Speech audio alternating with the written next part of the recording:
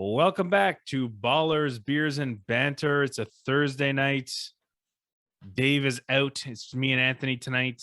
We will be going over headlines, recapping tonight's game, and doing our beer risk scale for you tonight. Yep. I saw some of the game tonight. I was in and out of it. Anthony saw most of it, so he's going to kick us off with a recap. Take us away, Anthony. Yeah, quick recap. We've been lucky with these Thursday night games.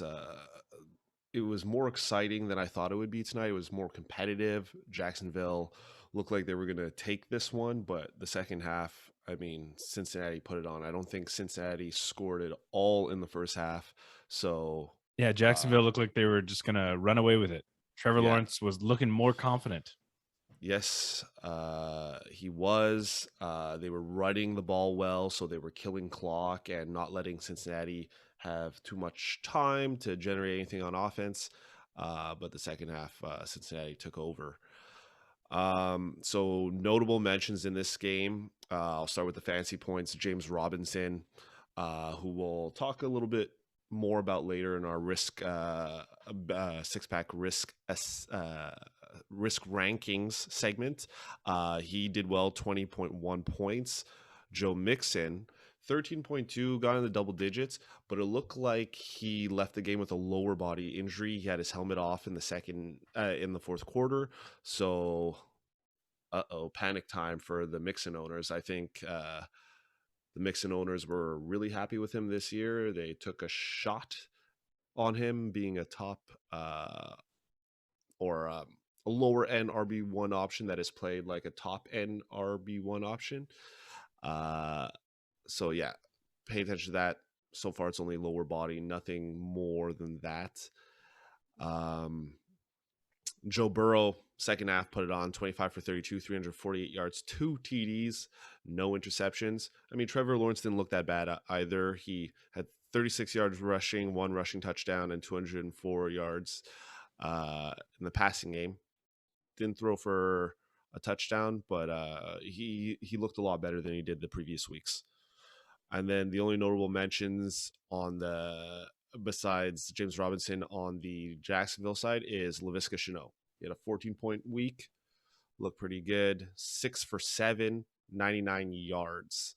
Marvin Jones Jr., I know he's looked like a good waiver wire option for the past 3 weeks. He's been in the double digits, only had 3.9 points this week.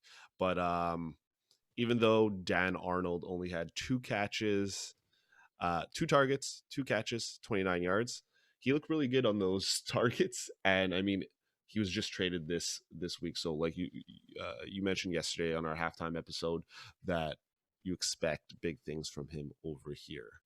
But and DJ Chark likely out for the season. Yes, so that was my next point. He's out indefinitely for now with a fractured ankle. The report I saw said shattered ankle. Okay, yeah. The first one I saw was shattered. I guess they're going fractured. I guess we'll know more tomorrow. I don't think you're coming back from that. No. Nope. Not good. Yeah, I wasn't high on him this season because I had him last season, and I warned people about DJ Chark. He put on weight and he had all this size going into the season, and usually that's a good thing for wide receivers and looking like the number one option over there. But I guess Dave was right. Dave believed Marvin Jones Jr. would be the guy this year. It looks like it, but Laviska Shenault, he still has a full season to show us what he can do. And then Cincinnati side of the ball, I don't know what to make of these players. What's his first name? CJ Uzoma. He killed it tonight. 24 fantasy points. CJ Uzoma does this though. He comes out, he has a big game, but he's definitely going to be someone who's this was just a hype week. I wouldn't look too much into it. Yeah. I think the passing game struggled in the first half, and then the second half, I guess they realized CJ Uzoma was open, and they just kept throwing the ball to him. I mean, that was a great game plan because they ended up winning and coming back. Yesterday and earlier on in the week, we said careful with T. Higgins. He was out today. So we said slot in Tyler Boyd, slot in Jamar Chase. Those guys got into the double digits. 60.3 for Tyler Boyd, 9 for 11, and Jamar Chase 6 for 9, 77 yards. So, yeah, I think those are the only guys that you're starting every week now. I think the only one that suffers is Tyler Boyd if T. Higgins comes back healthy in the upcoming weeks. And then, of course, look out for Joe Mixon. You're not happy about the backups over there. I believe it's Samaje Perine. Yeah, Samaje Perine and Chris Evans. Chris Evans got no carries, but I mean, Joe Mixon only went out in the fourth quarter. So, yeah. I mean, it was a better game than expected, like I mentioned before. And the result of this was a couple key injuries. Not looking good. But James Robinson, 2 TDs again. Beautiful. 2 teddies. I told you, he's just getting in the rhythm, shaking off some rust. He's back. And to poke fun at myself, this, I'm not sure what's going on, but Carlos Hyde was a healthy scratch, but then in the middle of the game they said he was inactive due to a shoulder injury. So there's 2 reports coming out, but probably a good thing nobody picked him up off the waiver wire. Well, yeah, not this week, definitely not. But yeah, I don't remember how to say this guy's name. The other running back on the Jacksonville Jaguars, Ogunbowale, only 2 carries for 3 yards. So it's just the James Robinson show. And that's it. So I think we should move on to headlines. Just a few updates for all you fantasy people this week. There's a lot of people hampered by injury. So I think there's going to be a lot of game time decisions going on this week. Tyler Lockett. We're already in bye weeks. So many injuries, it's pretty much a bye week. Yeah, it's not looking good. And there's a lot of key players that are injured. So it's not like these players that you're not thinking about starting. There's key players every week that are missing games. So the players this week, Tyler Lockett, he did get injured in week 3. I believe it was the second half. He didn't play as much, didn't get out there on the field that much, but it's a hip injury. He was downgraded to did not practice on Thursday.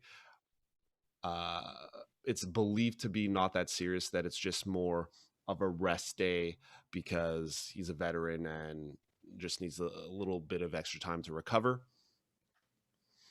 Josh Jacobs, again, is questionable for Monday night. So I would say pay attention to that. But he, what's his name? John Gruden said he's not going to hesitate to put in Peyton Barber as in the primary role after what he did against the Dolphins. So not looking good for the owners of Kenyon Drake. It seems like it's the Peyton Barber show, but again, don't be fooled by these coaches. I love this. All offseason, you guys are worried about Kenyon Drake. Now you're worried about Peyton Barber? I'm not worried about any of them. It's just there's a lot of injuries. I said pick up Peyton Barber, but again, I think this is coach speak. He might just roll with Kenyon Drake to fool the opposing team. But Peyton Barber could be a nice flex play this week if you're really in a tough position. Moving on, both AJ Brown and Julio Jones remain out of practice with their respective hamstring injuries. This is just brutal. Yeah, that's brutal. I'm not even an owner of either player, but just for Tennessee in general, that sucks. But as a Derrick Henry owner, I am very thrilled. Yes. But I mean, Derrick Henry's been lights out this season, so nobody was even worried about him in the least bit. Can you give him more touches? Maybe he gets You a little could. bit more You could targets out give of the him. bat. You could give him all the touches. Yeah, he might get a little bit more targets out of the backfield, which he's gotten better at this year or improved on. Moving on to Pittsburgh, JuJu Smith-Schuster, ribs upgraded to limited, and Diontae Johnson, his knee injury, gets a full practice in Thursday. So those guys looks like they'll be back. So when I said start Chase Claypool all your leagues, I mean Chase Claypool might still be a good start because one or both of these guys might still need a little bit of recovery time and might just be a distraction, kind of like the DeAndre Hopkins situation last week where he played, but he was more of a distraction. So I still say slot in Claypool this week. Running back Dalvin Cook practicing again. The sprained right ankle kept him limited at practice, but they believe it's just, or the coach says it's just as a precaution. So this is what they said. This is what they said last week as well. Yeah. So you still got to pay attention to it. I believe he will start. This is one of those annoying injuries where you're like, oh, I'm so happy to put him back in. And then he probably runs one play and then is hampered and then sits out the rest of the game. But I mean, with the way Alexander Madison played last week, I don't know why they would rush him back. Yeah. I just hope, because Mike Zimmer has done this to us before. He's like, oh, he's a tough guy last week. That's what he say. He's a tough guy. He'll be fine. And then doesn't play. So flim flam from the Zim Zam. A couple more for you. Antonio Gibson has a shin injury, and that's why he did not practice today. Oh boy. Yeah. Oh boy. It's going to be one little injury that leads into the next. Yeah. So not looking good. I saw a couple trades for him in two different leagues that I'm in. This is the time to trade guys like this. Antonio Gibson, slow start, usually or has been hampered by injury. Has the potential to be a breakout candidate later on in the season, but oh boy, it's not looking good. But would you slot in McKissic if he's completely out? No. I mean, no. No? You could. I wouldn't do it. They are playing Atlanta. I'm not thrilled about McKissic. I don't believe that anybody's running back situation is so porous that they'd have to start JD McKissic. Okay, but we saw last year his best games were when Gibson was out. That's great. We had this exact same conversation last week, and he sucked. But Gibson played. Gibson played and killed it. They gave him all the carries. But if Gibson is completely out, but Gibson wasn't supposed to play. I want nothing to do with JD McKissic. Okay. I mean, it would be in the rarest of situations that I would go pick him up, drop a player that's on my bench, and play him. Well, he's now pretty much not available in any league, and it's hard not to look at him. It's not a Madison Dalvin Cook situation for sure. It's pretty easy not to look at him. Really? I mean, I just said there's nothing I want to do. JD McKissic. Who's the other running back there? Nobody. That's the point. No. There's got to be one other running back there. Let's see who they got here in the depth chart. This guy Jarrett Patterson. He had 2 attempts in week 1 and then nothing the past 2 weeks. So, I mean, I agree with you now that even when they have Lamar Miller, is Lamar Miller still there? He ain't starting. Maybe if he's there, they might bring him in because Gibson might be out. But I think I agree with you more now that if Gibson's hampered by injury and playing, McKissic, you still can't tell when he's going to do anything. But McKissic is the only guy there when Gibson is not. I think I just that is very valuable. unless you lost all your running backs already and McKissic's your only option, but I wouldn't put him instead of somebody I potentially drafted. Cool. Are you playing him if Gibson? So let's do a would you rather. If Gibson is completely out, and McKissic is the starter, would you start McKissic or Myles Gaskin? Myles Gaskin is playing against Indianapolis. I'd probably play Myles Gaskin. Really? Okay. Oh boy, another one here. Miles Sanders or JD McKissic? Miles Sanders is against Kansas City. I mean, neither of them, but I would roll the dice with JD McKissic. Yeah, I think I would as well. But again, like this is like you're in a pretty bad situation if you're making these choices. Well, you can't really say. Miles Sanders was drafted pretty high, so I think if you drafted him high, which we advised against, he's still an RB1 on a team that is not being given the ball. So these are the situations I'm talking about where you would play McKissic. It's because the draft doesn't matter anymore.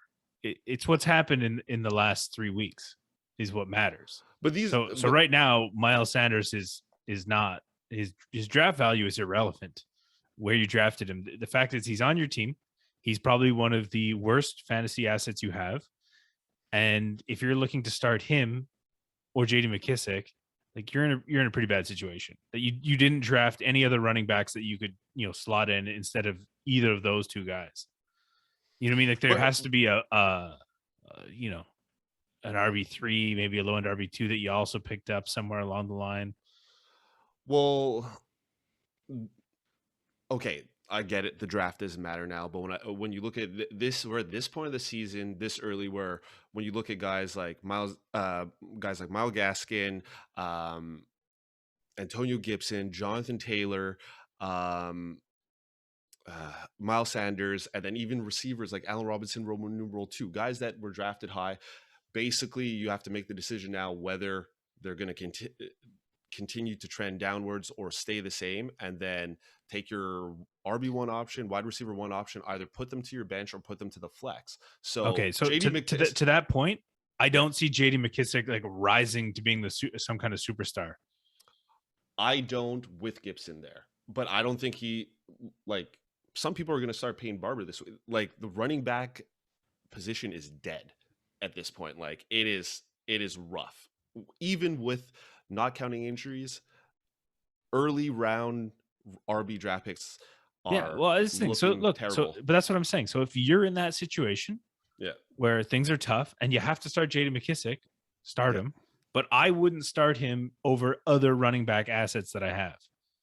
Right. Like I'm saying, I'm making an assumption that somewhere on your bench there's probably a better running back than JD McKissic, unless, like I said, you've lost all your running backs.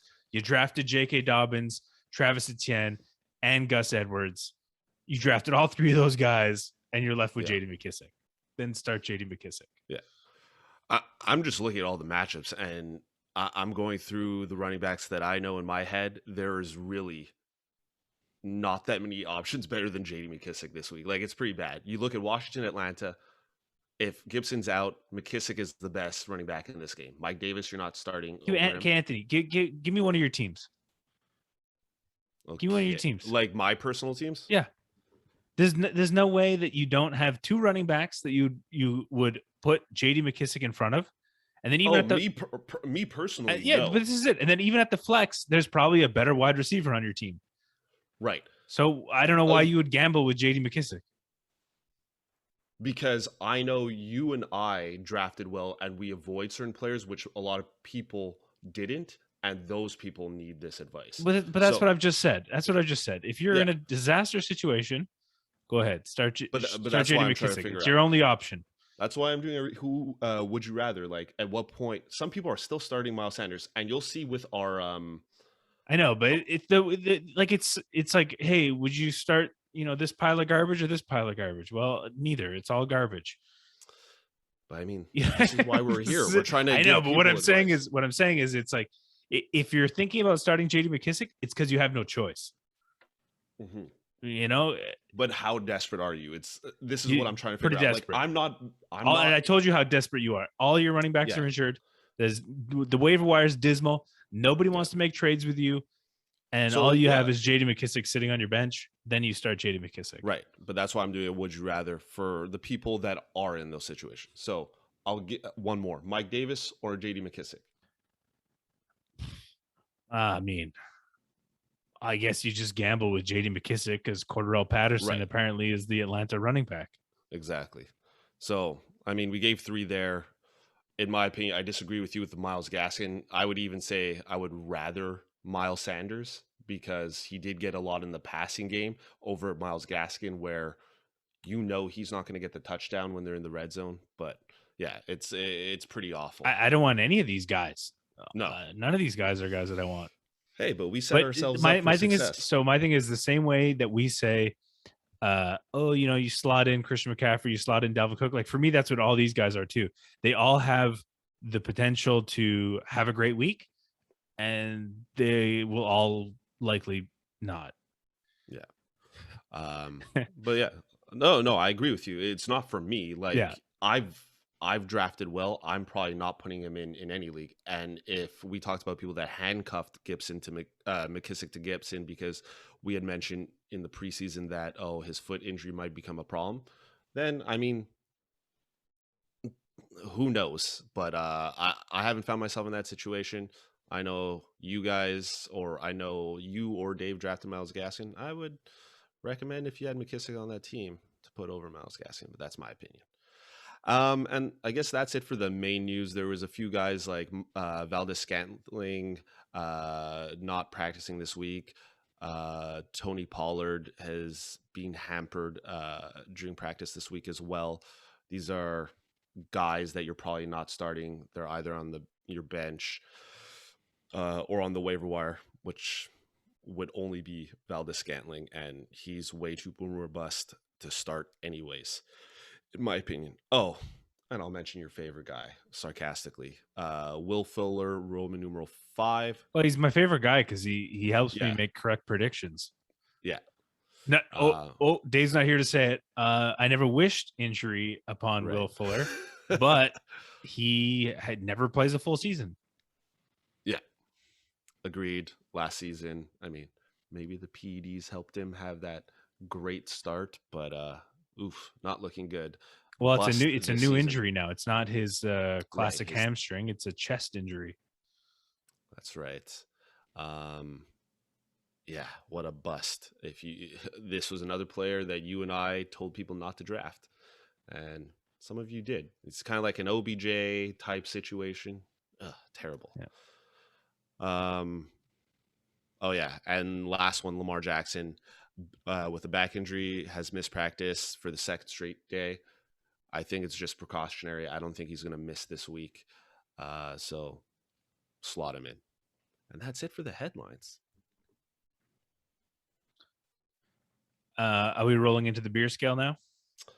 We can roll in to the beer scale. Okay, I guess I have to pull it up here. Hold on a sec. I don't have it immediately in front of me. Yeah, I'm going to pull it up too. We'll just explain it real quick. If you've never heard what our 6-pack risk scale is, we choose 12 players for week 4, and we determine their risk or their risk factor or their safe factor. So if they're risky, they get 1 beer. If they're safe, they get 6 beers. Yes. And it's not always black and white. Everybody's situation is different. I mean, if you didn't listen to us and you drafted terrible players, or you drafted these players and you're constantly going back and forth, well, is it that? It's not that simple. Anthony, I'm going to depend on you to have the versus who these players are playing when I call them out. Oh, the matchups? The matchups. Yes, that is fine with me. All right, so our first player, we have this one right off the bat, safest you can get, Matthew Stafford, playing, I know this one, Arizona Cardinals. Oh yeah, game of the week in my opinion. Yeah, This big one time. is this one's gonna have fantasy points all over the place, but you can definitely throw in Arizona. So Matt Stafford, do we need to say more? No, it's an easy one. Pretty much everyone had him at for sure 6 beers. Our next one played tonight. We're a little bit low on him, but if you play James Robinson, you're happy. We had him at 4 beers. Yeah, and I mean, he only had one out of the 3 weeks. Week 3, he had his biggest week with 21.4 fantasy points. Week 1, 5.9. Week 2, 7.9. So I guess we had him at a 4 because we're like, let's see it again. Well, there's a little bit of concern. I mean, he could have. I mean, he almost had a touchdown called back. Well, no, did he get called back? Now I don't remember, but well, there's no way. Maybe it was almost called back, but doesn't matter. He got 2 tutties. He killed it this week. So next week, he might be closer to 6 beers. Speaking of 6 beers, our next player, spoke about him earlier, King Henry. 6 beers, slot him in. If AJ Brown and Julio Jones are hampered or not playing, you better believe they're going to give Derrick Henry the ball. Fantasy points galore. Yeah, they're playing the Jets. I mean, you're slotting him in anyways. This is a week in, week out starter. They mentioned in the offseason that they want to include Derrick Henry in the passing game a little bit more. He has been. With these 2 guys out, they'll definitely look to him even more. So slot him in. Up next, we have 2 Patriots players. We have Jacoby Meyers at 3 beers, and we have Damien Harris at 2 beers. So in my opinion, the Patriots are going to have a real tough time on offense. I mean, Tom Brady's going to be looking to swamp them. You better believe he's going to have Tampa Bay riled up and ready to beat the Patriots.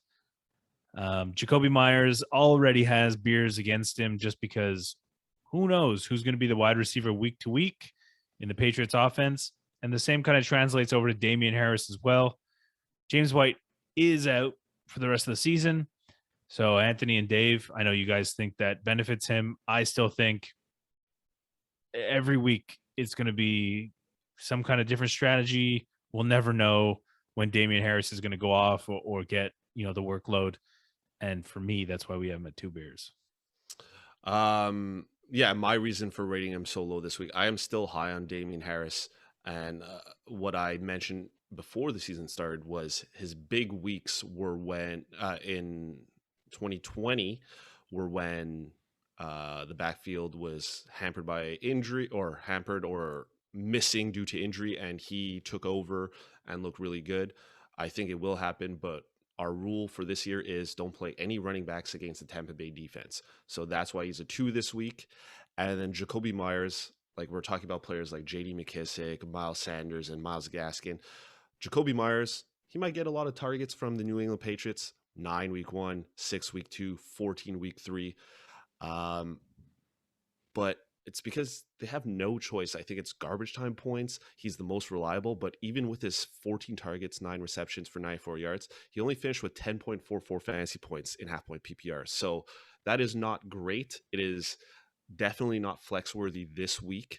He might get garbage time points, but you don't want to risk putting this way. If you're really doing that bad at wide receiver, then you haven't been paying attention to the waiver wire episodes. He's like the J.D. McKissic of wide receivers. Yeah, but it's a little bit different this week for J.D. McKissic. I agree with you. I accept the fault starting McKissic over Gibson when Gibson is healthy, but yeah. Also, every time I see Jacoby's name, all I can ever think about is the time you called him Jacoby. Jacoby.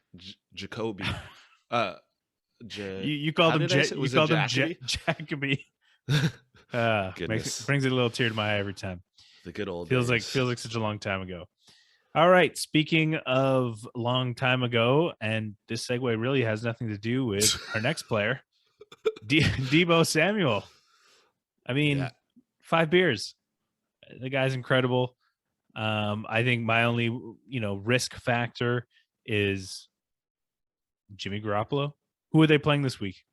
They're playing the Seattle Seahawks. Seattle Seahawks. I think Brandon Ayuk came onto the scene. I guess he's a professional now. in the third week. So I think the offense that everybody expected to see is going to play out more. They actually started targeting George Kittle. So I think that that's a positive thing for Deebo Samuel. Defenses, will have to respect Brandon Ayuk and George Kittle more. Trey Sermon, although didn't have an explosive week last week, still showed that he can be a threat and probably just needs to shake a little bit of rust off, get used to being the lead back there. And so Deebo Samuel, pretty safe. Yeah, and 2 out of his 3 weeks, he's had double-digit targets, 12 week 1, and even week 2 was a lot, 8, and then 10 in week 3. And he's had double-digit points, fantasy points, except last week in half-point PPR, 26, 13, and 7.7. But this is a guy they look to. Don't worry about him. He's good to go. He's a beast, like Moose said. Yeah. Speaking of people who are good to go, our next player is Christian Kirk, who, should DeAndre Hopkins miss more time or hampered by injury, Christian Kirk's going to be the guy in Arizona. So we have him in at 4 beers because right now, yet to be determined what DeAndre Hopkins' role is going to be this week. Is AJ Green going to make a resurgence? We saw him catch a couple of passes last week. Rondell Moore, what is he? Is he an all-star or is he just, a punt returner? So there's still a couple of questions to be seen in Arizona. So we've given Christian Kirk 4 beers, but in my opinion, it's a safe, solid 4 beers. Yeah, I think for myself, I had him at 3 beers because I didn't know how to assess him. I don't know if it was direct result for. I know he had a big week 1, but is it a result of DeAndre Hopkins also being hampered that he had a big week 3 because week 2 was a lot less? You seem to believe that he is a good guy going forward. So if you swooped this guy off of waivers, you should start him confidently in the flex position, right? Yeah, one of the things that really affects Christian Kirk is game script because the Arizona offense is so powerful. If they get an early lead, ball gets spread around a little bit more. But I think Christian Kirk in most situations will help get that lead. So enough to get you fantasy points for the week. So I think he's a safe play. Right now, I would only keep him in your flex. Yeah. But like I said, if DeAndre Hopkins is hampered or injured or anything like this, Christian Kirk becomes a little bit more safe. And it is the Rams. It looks like it'll be a shootout, and the Rams, with their great defense and how they've been playing, are most likely to be winning this game. So I guess this is the game script where they'll need to throw the ball more. So I like Christian Kirk for this week as well. All right. I think this is the first tight end off the board here. We got Logan Thomas in at 5 beers. Not much to say here. All reliable. Taylor Heinicke's going to need someone to check down to. Logan Thomas is always there. Yeah. And if you don't believe in McKissic doing well this week, I mean, this is without Gibson there.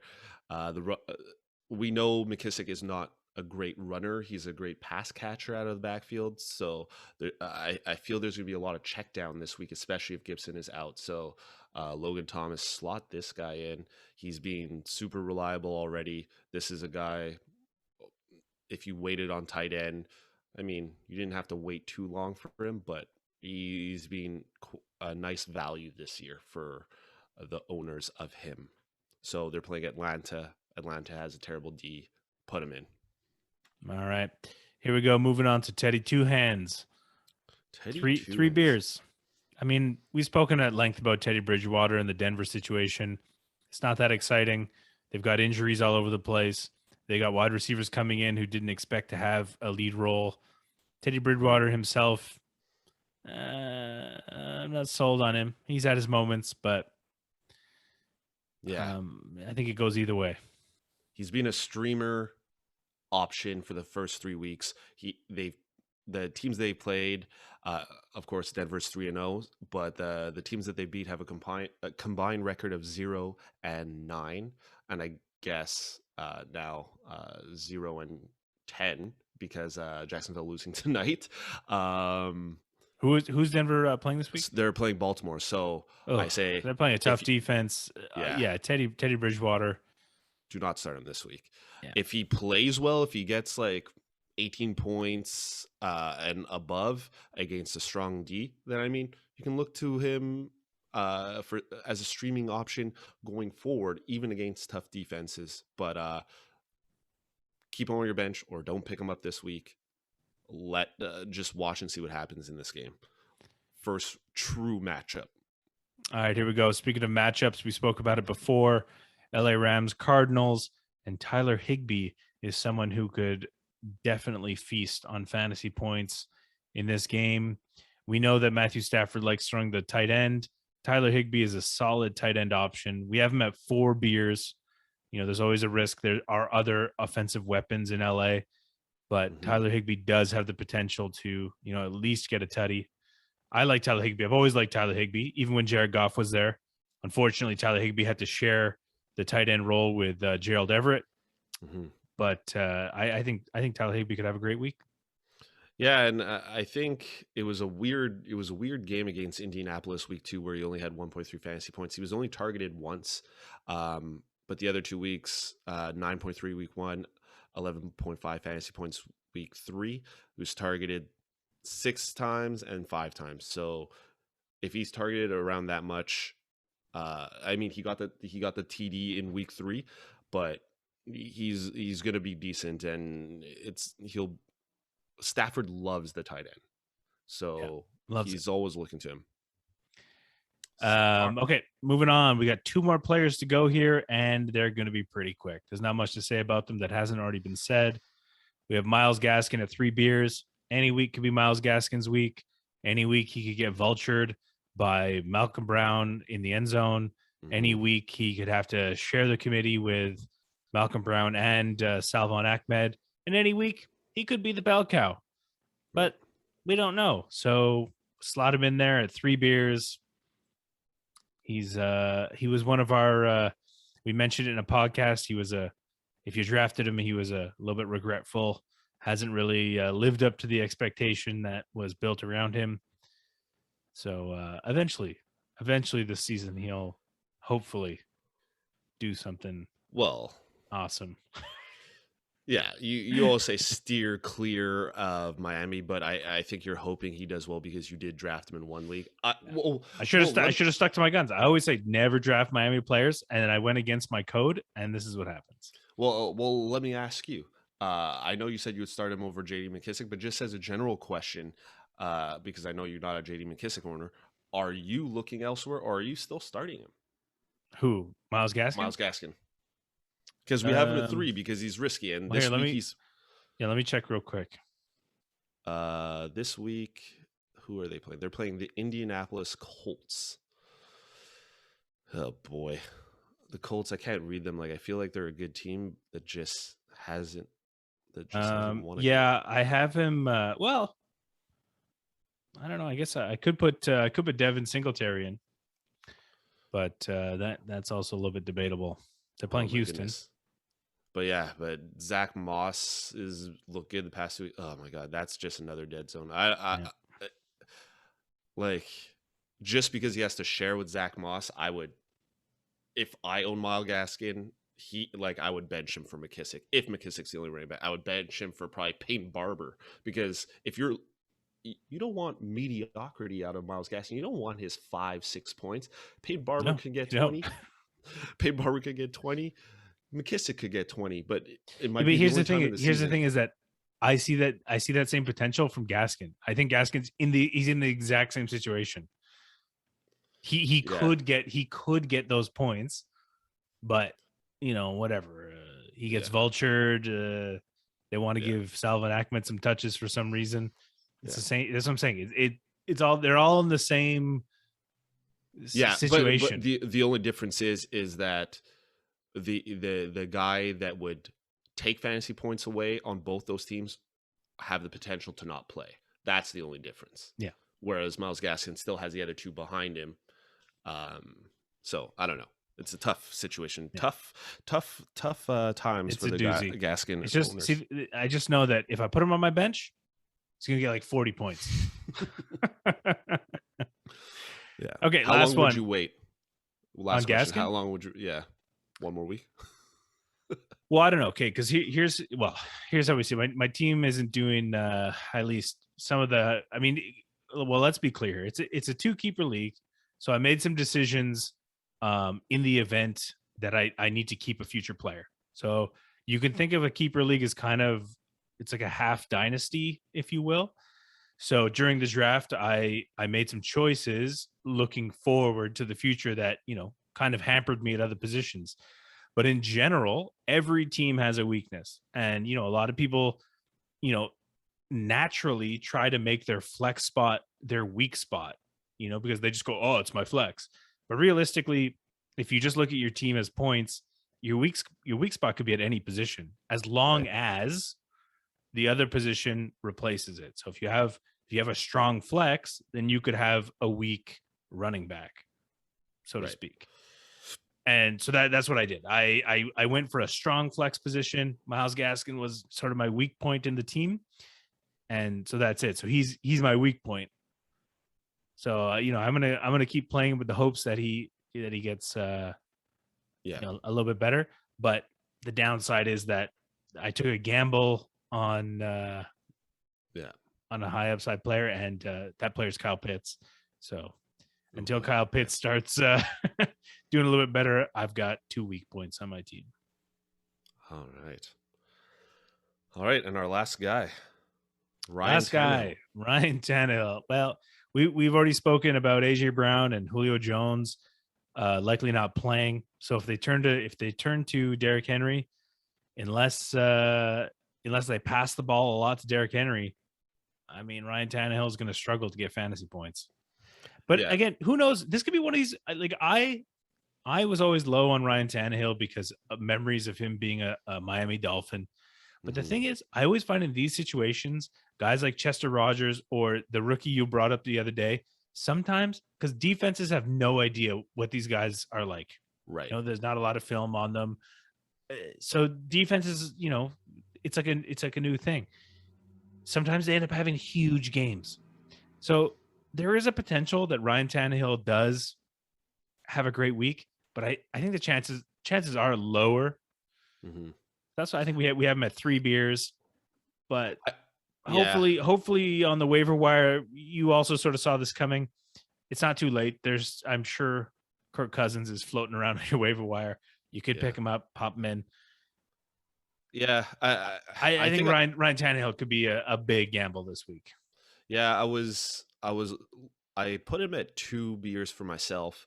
I feel like this is a little bit of a trap game for him. I don't think he'll play bad. That's not why I rated him low. I believe that they're going to run the ball a lot against the Jets, and I think the 2 receivers will do enough to make Tannehill somewhat decent, but I think the defense might have like a defensive touchdown where Tannehill doesn't need to do as much. He might not throw for a touchdown. I think these situations are what will affect his week. And I think people are like, oh, you got to put him in because it's against the Jets. But I mean, you can be super successful in real football without throwing a touchdown. Like Henry can rush 1 in, rush 2 in, rush 3 in. Defense can get 1, like I mentioned. So I don't think he needs to do that much. And that's why I have him lower. Maybe 2 is very low, but yeah. No, he's it's definitely a risk. And that's it. That's our 6-pack risk scale for week 4. Yeah, and if there are players that we didn't mention, I guess we'll post it on Instagram tomorrow. It's posted on Halftime Sports already, but you can DM us at 3B Fantasy Pod on all the platforms, and then on our post on Halftime you can comment on there because you cannot DM us through Halftime. So comment on the post. Let us know players that you'd like us to assess. And that's all I have to say on that. All right, so you gonna do the honors then? Do we have? Oh no! It was you the next one, and then. Well, I mean, realistically, that was for Sundays. But I guess I'll do another one on Sunday, but you'll have to do it today. All right. Our next segment is They Said It on Reddit. That's pretty good. It's not You bad. went safe. You went safe on it. You didn't try to project your voice, so you started off. Your voice didn't crack. I need to learn from you on that side of it. All right. It's because I put my hands on my ears. I don't know if you're Oh, looking, but I yeah, I did see. learned. I I did learned from see. the best. Dave puts his hands on his ears, and so that's what it did. Makes you feel like a real singer. All right. So this one's coming from user no_dot6672. Wide receiver hell. Who do I start? Full PPR. Tyreek, Terry, as in Terry McLaurin, Mike Williams, and Brandon Cooks. Mike and Brandon have been sitting on my bench getting more points than anyone else. What do I do? I mean, this is what we talk about here, where people either they're trying to be too cute, or they're just remembering from previous seasons how players performed. If you think you have a wide receiver problem, I mean, there are some people that are actually struggling this year that probably want to choke you, because if you've sat Mike Williams and Brandon Cooks for the past 3 weeks, I mean, I understand benching them week 1. Don't know how they're going to perform. Mike Williams at this point, you should not be benching. Terry McLaurin should probably be in your flex. Tyreek is definitely in, and you're putting in Mike Williams. That's what I would suggest. And Brandon Cooks is kind of like your floater on the bench. He's going to be a good bye week option. Maybe with Davis Mills, he's not a good option anymore. But I don't know what you think. This guy doesn't really have a problem. Yeah, I don't understand the problem either. But I understand it because he probably has a bit of hype for some of the players that he's been starting and they haven't done so well, and you got these guys on your bench that traditionally haven't been super epic, and it's like we said about Mike Williams. Yeah, he also doesn't play a full season, similar to Will Fuller, and I think he's maybe concerned that we're reaching that point where Mike Williams is going to do Mike Williams things. Not wishing anything upon anyone, but you can't look at it like that. You on draft day, you made the conscious decision to go out and get Mike Williams, so you have to live with the Mike Williams choice. Now he's doing fantastic, so you put him in because you put yourself in this situation. Tyreek Hill, really unfortunate because he should be lighting it up, but Kansas City's just struggling in general. It looks like Travis Kelce's the guy now. Travis Kelce's the wide receiver 1. He's the tight end 1. He's the RB 1. He's everything. Travis Kelce is everything. Tyreek Hill, he's had some okay weeks, but not Tyreek Hill-esque weeks every week. But you have to play him because, I mean, he's one of the best he's like top 3 wide receivers in the league. There's no way you're benching Tyreek Hill, and if you did, everyone in your league would probably think there's some kind of collusion going on. Yeah, and I think putting Terry in the flex is amazing. That's a great spot to put Terry McLaurin. Yeah, it's kind of like a reverse Gaskin situation with Mike Williams. It's Myles Gaskin hasn't performed, and you're worried that if you bench him, he's going to perform. Yes. And then Mike Williams, you're worried that when you eventually put him in your lineup, that he will go back to being Mike Williams and maybe get injured in the game or just not show up. But I mean, we don't wish for injury. But to me, you draft a guy like this, you try to capitalize off of them at the start of the season. Like I mentioned, it makes sense to bench Mike Williams and a guy like Brandon Cooks in the first week because you don't know how they're going to perform.